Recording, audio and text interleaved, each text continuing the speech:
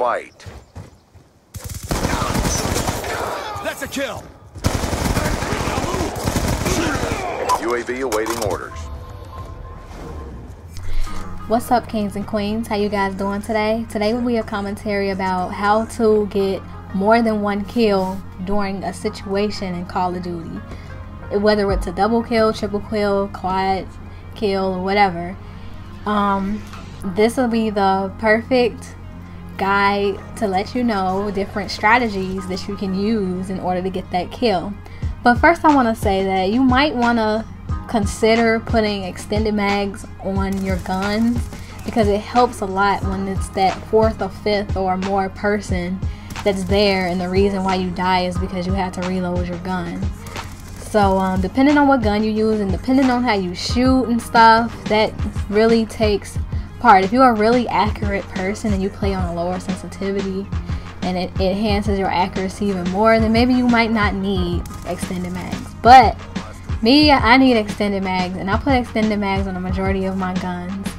But anyways, the first tip I wanted to say was reaction time. You have to be able to react quickly to situations, or else you're probably going to be the one involved in the triple kills or the quad kills from other people. You have to be able to react to situations. There was a point in time where I got a triple kill, and it was simply because they didn't react fast enough to kill me, because it's really easy to die in Call of Duty. So reaction time is important in this game, because certain situations you have to be able to react. That's the reason why I play on a higher sensitivity. Some people can do really well on low sensitivities, but me, I have to be able to snap to an enemy whenever I see them at the corner of my eye or something. But yes, reaction time is one of the main tips that you can use. And another tip is situational awareness. You have to be aware of your surroundings and what's going on. And for me, I got to a point to where I don't even really need the mini-map. Yeah, I do rely on the mini-map, but let's say a counter UAV is up, or I'm EMP'd or something like that, it won't phase me a bit, because I really don't need the map, the mini-map. But it's still helpful, and I'm not gonna say that I'm not 100% crippled when it comes to counter UAVs.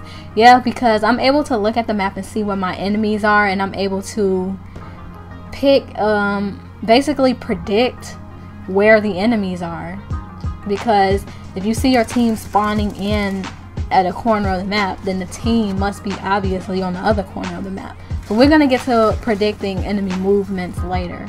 But as far as situational awareness, let's say there's 3 people in your eyesight. You have to be able to look and see which person is the biggest threat. The person that's most likely looking at you is the person you shoot first. Then shoot the next person that's most likely to see you, that's closer to you than the other person. Or for example, if one person might not even know you're right there, the person in front of him sees you, starts shooting at you, you kill him, the second person saw you kill him, and then he's shooting at you. You have to be able to identify what person is the bigger threat. Now, I'm not going to say this is always going to, because if you're going against 3 people who all see you, don't expect to win that gunfight. It's a possibility, because I've seen some crazy things. I've seen a guy throw a knife at someone who was shooting him, halo jumped at the second person, and then drop shot at the third person and killed all 3 of them, and they were all shooting at him. So it's possible, but like I said, all of that plays into part with the tips that I gave in the first video: halo jumping, drop shotting, and then for rushers and stuff, not for campers, of course. It's all strategies for rushing gameplays. So it's a possibility. You just have to have that situational awareness, that reaction time, and the techniques down packed. Then you'll be able to kill maybe 3 people that's shooting at you aggressively. I'm not going to say you're going to be accurate with that or kill all 3 of them 90% of the time, and maybe just 50-50, but still, it's good to have that situational awareness. It helps a lot. And another thing about situational awareness is sometimes when I shoot, I see the next person, but I kind of swift and go and side strafe into cover as I'm shooting. So that way, if the person that's shooting at me won't really hit my body, they might be just hitting the object instead because I'm behind the object or I'm head glitching or something. So I'm gonna put a gameplay of me getting a double kill when I use that technique. I shot at the second guy, but at the same time I side strafed into cover. Come on, get out. Kill confirmed.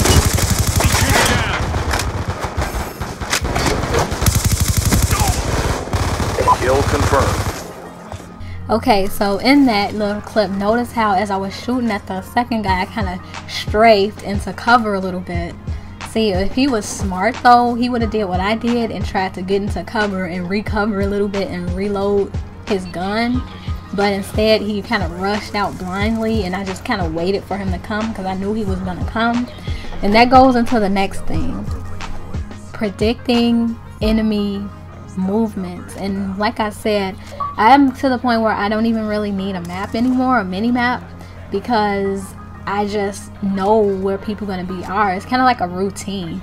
But you have those people who, of course, are just too good and they don't follow the norms and they're not really that predictable. That's what you want to be. You don't want to be predictable. Don't be that person that runs out in the open or the person who always goes the way everyone else goes. The best thing to do is to stay on the outside of the map. Try not to go into the middle too much unless you know you're in the clear to do so. For example, that you know that the whole enemy team died, so they obviously spawned at the other corner of the map, so it's okay to run through the middle to a shortcut to get to them. But just keep in mind that there's possibilities that they could be going the same way that you're going. That goes into situational awareness and predicting enemy movements. If you know where they spawned at, then you should identify the different ways that they can get to you. If there's 3 ways that they can get to you, you have to keep your eyes open for that. For example, on this map, let's say they spawned right, I just spawned right there after I died. There's only a few ways that I can go. This way, in the middle, or on the other side. So if the whole enemy team, or you notice in the kill feeds that 3 or 4 people in the enemy team died and then you know where they spawned at, then you know that there's a possibility that they can come either way. And you just have to know what way enemies usually go on certain maps. There's always a way where enemies always go and you can always meet them. I remember at one point I used to get first bloods 100 or 90% of the time because I just knew where they all were gonna go. Be that unpredictable person that catches people by surprise. Be that person to make the enemy team be like, man, where is this person coming from? Or how is this person getting behind me? So I just checked over there. You could be that unpredictable person. I tend to be that way. I like catching people off guard. And all of these tips play into part into doing so. Just stay on the sides of the map. Try to find alternate routes to get to the enemy team. But you have to know where they are. By knowing where they are, you will be able to go other routes. And just still keep an eye out for people that might be going the same route as you, going the opposite way. Do what you have to do to get the kill, whether it's drop shopping, halo jumping, using tacticals and lethals like C4, shock charges. Do what you gotta do to get the kill. Since you play aggressively and you rush when you play and you're not a camper, you have to do that. It's a must.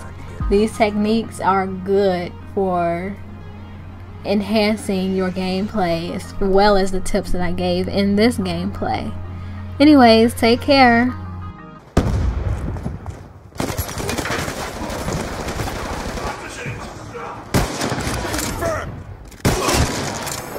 Securing B.